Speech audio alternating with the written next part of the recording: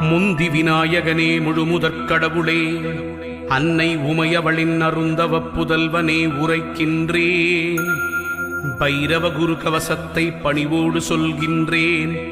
பிழை பொறுத்து அடியேனின் பக்தியினை ஏற்றிடுவாய். சிவனாரின் திருமகனே, செய்தொழிலை வளமடைய செய்கின்ற வேடவனே, வெற்றிகளைத் தருபவனே, வைரவரின் குருகவசம் சொல்பவரை கேட்பவரை வையமதில் வளமோடு வாழ்வித்து காத்திடுவாய்.